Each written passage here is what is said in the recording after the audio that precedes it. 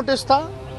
हम तो कहना चाहते हैं भाई, इन लोगों के लिए नीरव मोदी, मेहुल चौकसी, विजय माल्या, नीरव मोदी, क्या इन लोगों के लिए लुकआउट नोटिस नहीं था क्या? क्यों नहीं था? कितने बड़े बड़े घोटाले हुए बिहार में, सृजन घोटाला, उसका रिकवरी कौन करवाएगा?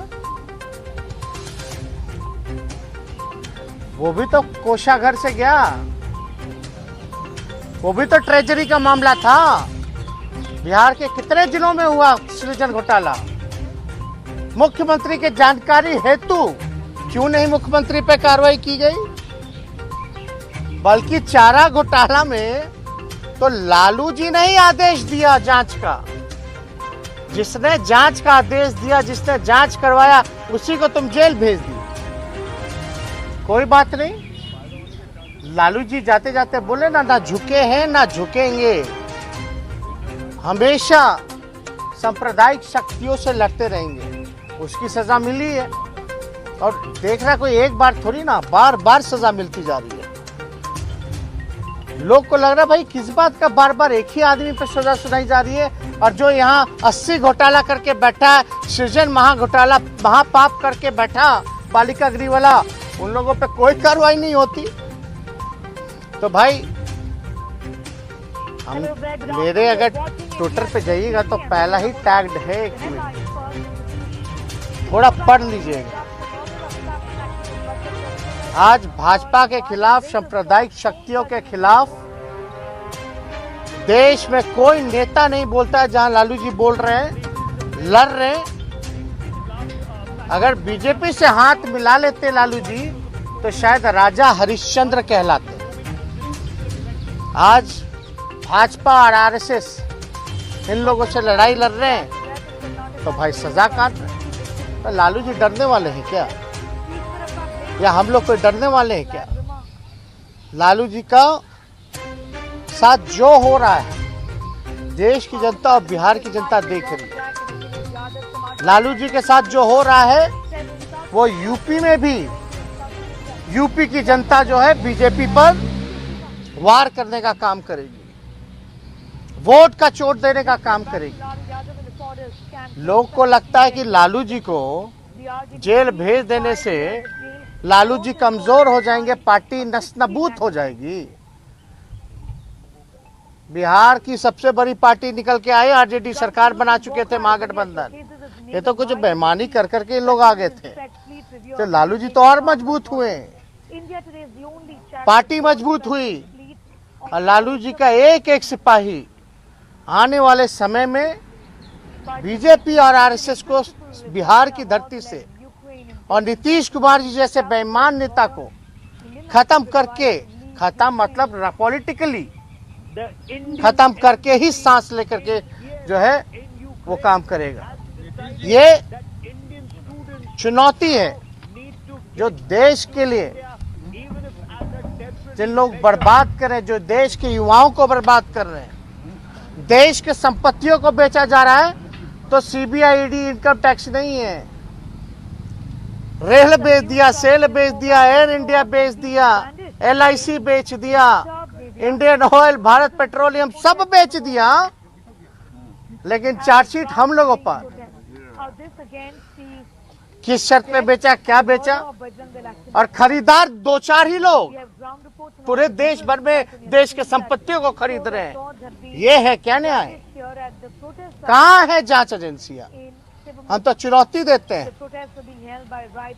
थोड़ा जांच करके बताएं। अरे सीबीआई प्रकोष्ठ है भाई भाजपा का, लेकिन जिस दिशा में ये जांच एजेंसियां काम कर रही हैं, ये आने वाले समय में देश के लिए खतरा है। इसलिए हम कह रहे हैं कि कोई पॉलिटिकल पार्टी का प्रकोष्ठ होकर के अगर कोई काम करेगा, ये इंस्टीट्यूशन सदैव रहेगी, लेकिन सत्ता में रहने वाले लोग हमेशा बदले जाएंगे, कोई परमानेंट नहीं।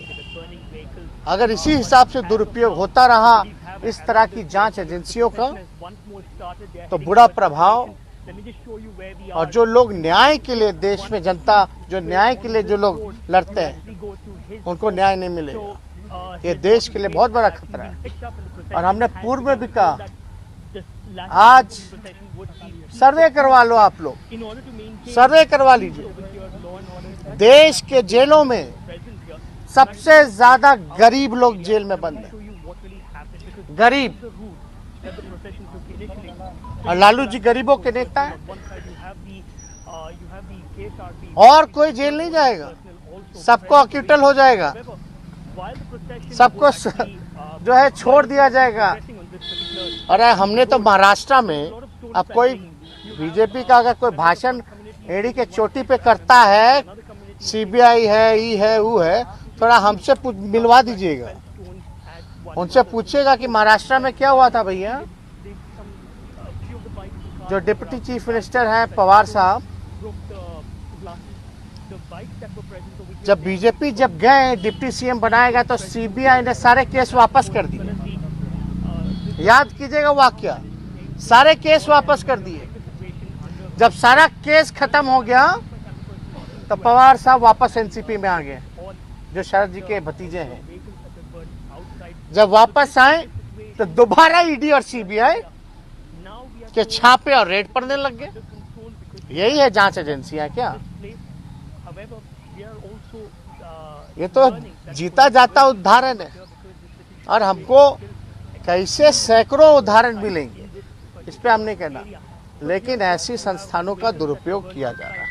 नीतीश कुमार कह रहे थे कि जो लोग शिकायत करते हैं, जो क्रिमिनल है, आप तो वही है ना, उनसे क्यों नहीं? क्या चीज? कौन? नीतीश जी बता रहे हैं। नीतीश जी थोड़ा सृजन के बारे में बताइए। I have no interest. Bihar की जनता और देश की जनता को रुचि इस मामले में नहीं है कि चारा घोटाले में नीतीश जी की प्रक्रिया क्या है। बिहार की जनता और देश की जनता का इंटरेस्ट इसमें है कि आपके रहते 80 घोटाले हुए, आज तक कोई अधिकारी मंत्री या आप पे क्यों नहीं कार्रवाई की गई? सृजन मामले में क्यों नहीं कार्रवाई की गई? सीएजी का रिपोर्ट उठा के देख लीजिए आप सब लोग। 2 लाख करोड़ का हिसाब कहाँ है मुख्यमंत्री जी बताइए? 2 लाख करोड़ का इंटरेस्ट इसमें है। और नीतीश जी को बताना, हम देखिए बड़े हैं, मुख्यमंत्री हैं चोर दरवाजे के, तो हम इतना ही उनको कहेंगे कि चारा घोटाला में आप तो मत ही बोलिए। आप जहां बोलिएगा तो आपका क्या भूमिका है, अब हम जाना नहीं चाहते इतिहास में कहां कहां क्या क्या भूमिका है, डिटेलिंग हो जाएगी। मुद्दा से नहीं भटकाना चाहते। नीतीश जी सृजन पे आइए, 80 घोटाले पे आइए, इस पे क्यों नहीं बोलते? 2 लाख करोड़ रुपया सीएजी रिपोर्ट में आया, कोई हिसाब किताब नहीं है, ये इंटरेस्ट नहीं है। चारा घोटाला कितना हजार करोड़ का, ये 2 लाख करोड़ रुपया कहाँ गया भाई? और चारा घोटाला में बताइए कि लालू जी ने ही आदेश दिया था कि नहीं दिया था? दिया था कि नहीं दिया था जांच का? तो जो दोषी है वो जांच करवाएगा, वो भी सीबीआई से।